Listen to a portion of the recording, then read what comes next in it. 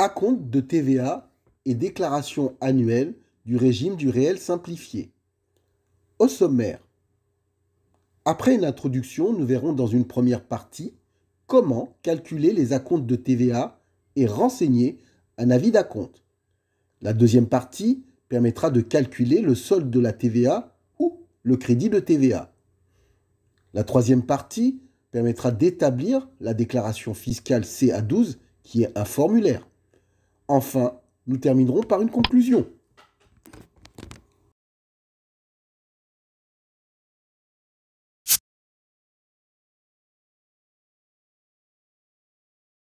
Introduction.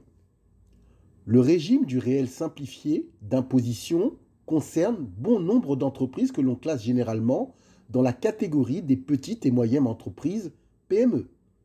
Il simplifie le travail déclaratif afin d'alléger les obligations fiscales et comptables de l'entreprise.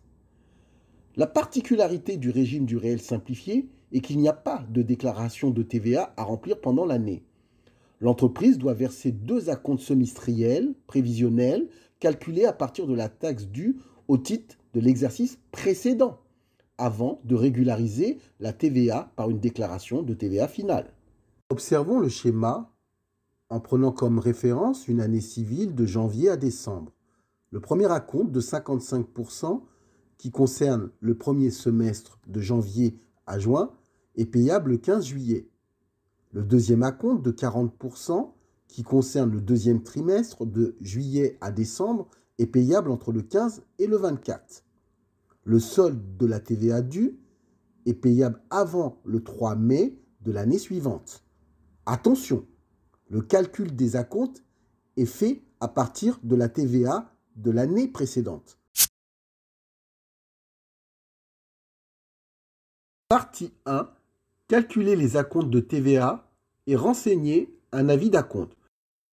Vous effectuez un stage à la parapharmacie Kaili.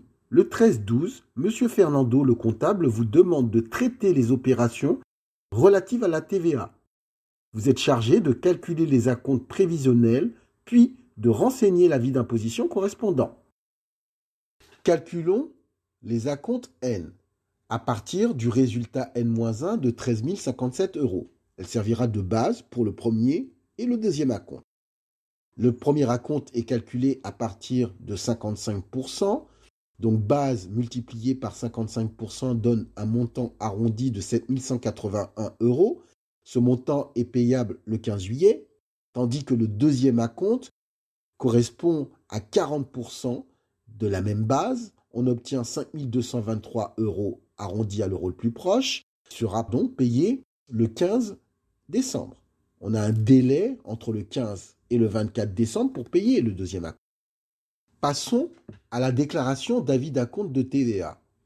M. Fernando nous a demandé de faire ce deuxième acompte qui correspond à 5 223 €. On utilisera la première ligne pour indiquer l'acompte attendu. Il n'y a pas d'excédent, donc la deuxième ligne n'est pas à remplir. Tandis que la troisième ligne permet de reporter le montant de 5 223 €. Il n'y a pas de suspension d'acompte, donc aucune case à cocher. La déclaration est terminée. Note, pour chaque semestre, le règlement des acomptes s'effectue par télépaiement. Les déclarations d'avis d'acompte de l'entreprise sont remplies en télédéclarant. Les sommes calculées sont arrondies à l'euro le plus proche. Partie 2. Calculer le solde de TVA ou le crédit de TVA. En stage à la parapharmacie Kaili, le 28 avril, M. Fernando comptable vous demande de traiter le dossier TVA. Après la clôture des comptes en fin d'année civile, le récapitulatif des opérations permet de déterminer le solde. Pouvez-vous le faire? Mettons le tableau. Dans un premier temps, retrouvez les différents taux de TVA. Le taux super réduit 2,10, le taux réduit 5,5, le taux intermédiaire 10% et enfin le taux normal, le plus utilisé en France, 20%. Dans le récapitulatif des opérations, différentes propositions nous sont faites. L'achat des médicaments non remboursés a un taux de TVA de 10%. Le montant de TVA est de 3 850,40 en multipliant le hors-taxe fois le taux. L'achat des médicaments remboursés par la sécurité sociale a un taux de TVA de 2,1. Le montant donne 2374,24. L'achat de produits pharmaceutiques pour un montant de 29 990,41 hors taxe avec une TVA de 20% donne un montant de 5 998,08. L'achat de fournitures pour 2 914,30 avec une TVA de 20% donne un montant de 582,86. L'achat de services pour 4 055,58, une TVA de 20% donne un montant de 811,12. Enfin, l'achat d'immobilisation avec sa TVA de 20% donne un montant de 1326. Les achats sont terminés. Nous allons calculer la TVA déductible en additionnant toutes les TVA déductibles. Passons aux ventes. Le calcul est identique en tenant compte des différents taux de TVA. Pour les médicaments non remboursés, avec une opération à 10%, on obtient 5 203,90. Les médicaments remboursés par la sécurité sociale avec un taux de TVA de 2,1 donnent un montant de 4 721,86. Les produits pharmaceutiques, cette vente à 20% donne un montant de 19 222,57. Attention, la livraison intracommunautaire est exonérée, donc il n'y a pas de TVA. On additionne l'ensemble des TVA collectés, on obtient 29 148,33. L'opération est terminée lorsqu'on a calculé la TVA collectée moins la TVA déductible, ce qui nous donne le total de TVA décaissée pour l'année en cours de 14 205,63. L'acompte versé était de 12 404. Évidemment, le solde est dû pour un montant de 1800,63. Le tableau est complété. Note: le calcul de la TVA due après la clôture de l'exercice permet de déterminer la somme encore due à l'administration fiscale. Une déclaration de TVA et le paiement du solde, si nécessaire, doit être réalisé.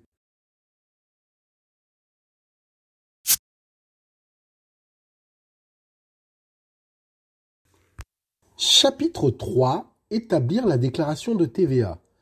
Monsieur Fernando nous demande de compléter la déclaration suivante. Le dossier de TVA est composé du tableau des deux acomptes déjà versés, du récapitulatif de TVA dû et enfin du bordereau vierge de déclaration CA12. La déclaration CA12 est composée de différentes parties. La première partie concerne la TVA brute, c'est-à-dire la TVA collectée. Elle est composée aussi de 2 colonnes, une pour la base hors taxe et une pour la taxe due. Il est important de ne remplir que les zones concernées. On peut subdiviser cette TVA brute en différentes opérations. Les opérations non imposables, ici, il n'en existe qu'une. La livraison intracommunautaire, 29 990,41. Le montant est à reporter, même s'il n'y a pas de taxe due. Dans les opérations imposables, il existe un taux de TVA normal. Le hors-taxe est de 96 113 euros. Multiplié par 20% et divisé par 100, on obtient un montant de 19 223. Il ne faut pas oublier le taux intermédiaire de 10%. Pour un montant hors taxe de 52 039, on obtient 5 204 de taxes dues. Un taux de TVA de 2,10 est proposé en ligne 9. C'est un taux un peu particulier qu'il faut noter et calculer son montant de taxes dues. Enfin, le total taxes dues ligne 16 correspond à l'ensemble des éléments taxes dues, TVA à 20, TVA à 5 et enfin le montant de 2,10%. L'opération est terminée lorsqu'on a rempli la ligne 19, puisqu'il n'y a pas d'éléments de remboursement ou d'éléments antérieurs. Donc on reporte le montant de 29 140. Sur la partie 2 de la CA12, on observe la TVA déductible. Elle est composée de deux parties. Ici, la TVA déductible sur facture, c'est l'ensemble des TVA déductibles hors immobilisation, ligne 20. En ligne 23, on aura le montant de TVA sur immobilisation. En ligne 26, le total des TVA déductibles. L'ensemble de ces informations se trouve sur le tableau de calcul.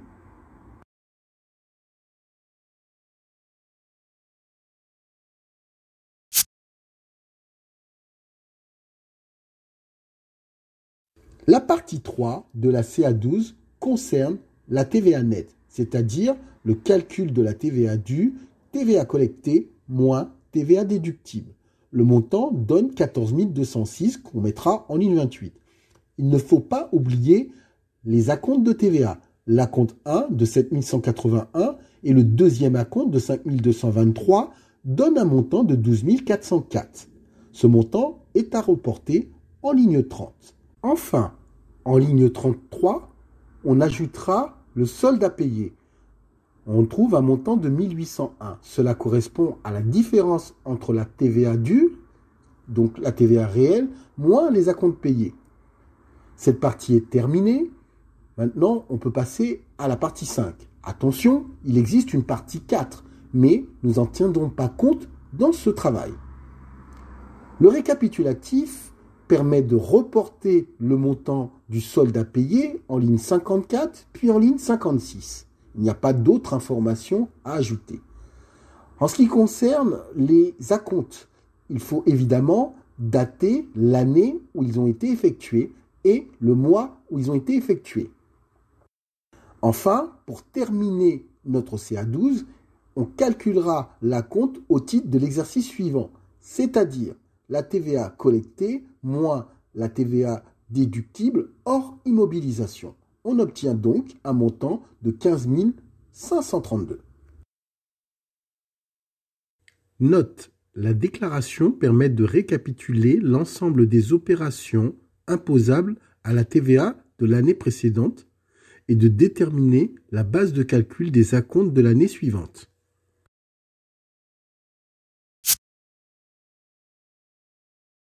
Conclusion.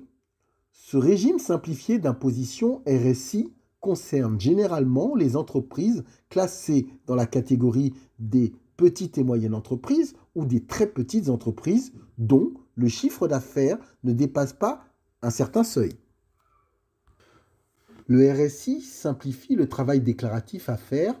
En effet, il faut faire un premier acompte de 55% de la TVA N-1 avec un avis d'acompte, un deuxième acompte de 40% de la TVA N-1 avec un avis d'acompte. Enfin, une déclaration annuelle et le paiement du solde de la TVA réellement dû pour l'exercice écoulé. Les entreprises ont l'obligation de télédéclarer les avis, la CA12, et de procéder au télépaiement. Le formulaire papier ne concerne que des cas rares.